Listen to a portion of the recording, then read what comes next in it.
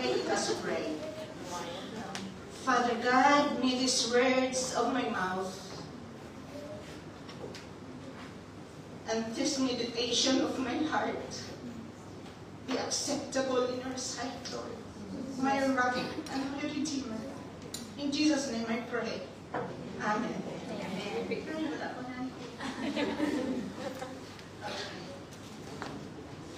Each year in the United States, Mother's Day is observed in the second Sunday of May. The observance of Mother's Day began in 1800s, but it was not widely observed.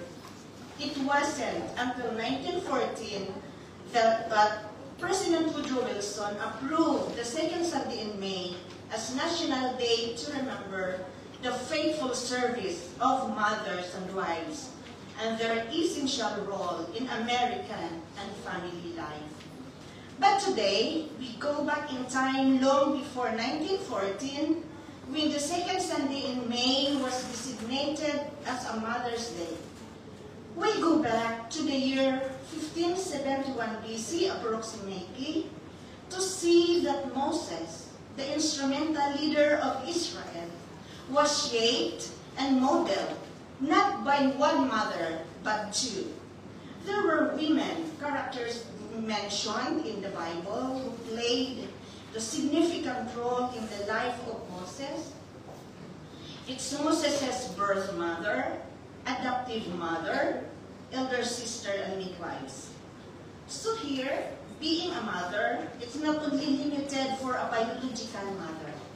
It can be an adoptive mother, an elder sister, auntie, nanny, or yaya, grandmothers, stepmoms, Mr. Mom, we call it nanay, tatay, na yung nag-aalaga ng ating mga anak when we are away, when we are working here abroad. And also our spiritual mothers in the church who are also nurturing us in our spiritual walk with the Lord. According to Cambridge Dictionary, mothering, it is the process of caring for children as their mother or caring for people in the way that mother does. So sa mga singles dito at sa mga wala pang mga anak, you deserve to be called mothers too. So happy Mother's Day to all of you and to all of us. Today, we will consider 3 characteristics of 2 mothers who played a significant role in Moses' life. Una, a mother's love knows the potential risk. As we look at the unique childhood of Moses, we can see that he was influenced by his biological mother. By the way, alam natin sino yung name ng nanay ni Moses? Jochebed. Wow. Yeah, it's Jochebed. Thank you, Sister David. Whose name we know from Exodus 6:20 was Jochebed. But he was also influenced and educated by his Egyptian adoptive mother, who was Pharaoh's daughter. We see that both mothers choose life, even at great personal risk. Jochebed, Moses' birth mother, put her life in line when she fashioned the small basket of walruses, coated it with tar and pitch. Sa other translation yung binasa ng ating Bible reader, it's papyrus because it is used also to make papers. Pwede rin gawing basket at yung mga slippers. At saka itong walruses na ito, yung papyrus na ito yung damo siya na tumutubo sa wetlands. At saka ito yung tar and pitch, ito yung parang asphalt din siya. Yung makita natin yung kulay itim na, yung nag-construct na yung highway, di ba may mga maitim na parang nilalagay sa highway? Asphalt. Asphalt, yeah, para pangdikit at saka sa time for waterproof siguro. So yung din ang ginamit ni mother ni Moses na si Jochebed, para i-coat niya yun ng tar and pitch para hindi mapasok ng tubig yung little basket ni baby Moses. and floated Moses down into the Nile River. That action could have cost her life because of the reckless decree of Pharaoh. As background, let's go back to chapter 1 of Exodus, where the Israelites being oppressed by Pharaoh due to the rising and rapid population of Israelites in Egypt. First, in verse 11, Pharaoh put into slavery and forced labor to keep the birth rate down, or it is a sort of population control. Maybe in his mind, if pagod na sila, yung mga Israelites, you know, maybe can relate this. Siyempre, pag pagod, di ba, may tuna, alam na yun. So maybe in his mind na, pagpagod ito, pagpapahurin natin dito para no time for making more babies. So, but it doesn't work. It doesn't work. Second, we see in verses 15 to 21, Pharaoh ordered the midwives, Shiphrah and Puah, to kill all the Hebrew baby boys during childbirth and cast them into the Nile River. This is infanticide or a sort of abortion to the fact that straight from the mother's womb, the baby will be killed and will be thrown into the Nile River. But the midwife disobeyed. They disobeyed the order of the king of Egypt because they feared the Lord. And hindi pa rin yung umubra.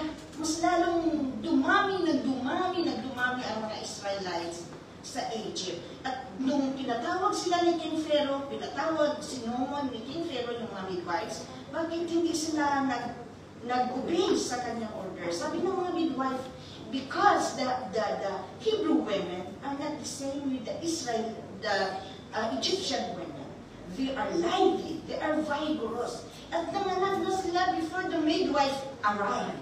So, because ang mga midwife, they feared God, and the God gave them a family of their own. So makita natin dito sa life ng mga midwives, because may takot sila kay Lord, i-bless sila nila. So tayo mga kapatid, pag may takot tayo kay Lord, i-bless tayo, ganon din sa family natin. Amen. So, third, in verse 22, Pharaoh proclaimed this decree to all the people in Egypt, that every son that is born to Hebrews, you shall cast them into the Nile, but you shall let every daughter live. So Moses was born under this oppressive decree of Pharaoh. In Exodus 2, verses 1 to 10, which is the basis for our sermon today, intro pala yan. Okay, 1.5 hour pa. In Exodus chapter 2, verses 1 to 10, which is the basis of our sermon today, Moses' birth mother, when she saw the baby was a beautiful child, tayong mga nanay, di ba, kahit pangit yung anak natin, beautiful ba rin sa atin? Kahit bumit, para sa atin beautiful tayo naman. No, di ba, mga mother, makarelate tayo. At saka ako noon, nandun pa sa Pinas, kahit yung anak ko na may mga program, may mga kinder pa siya sa church o sa school, ay sa kadami-daming mga anak na mga nagaganda, hanap-hanap ko talaga yung anak ko. Kasi sa akin siya talaga yung the best, the beautiful, as mother. I don't, maybe you can relate them also mothers.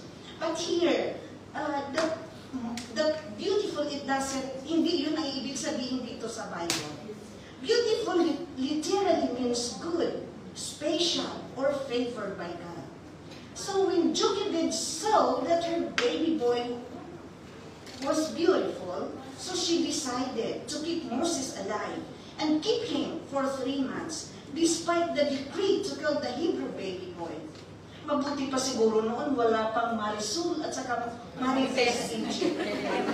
Kaya natin pa ni Jochebed, si Moses, you know, during that time, it's very dangerous. And there's a decree that pag may boy na bata na Hebrew, papatayin at itatong sa Nile River. no longer cannot keep any more baby.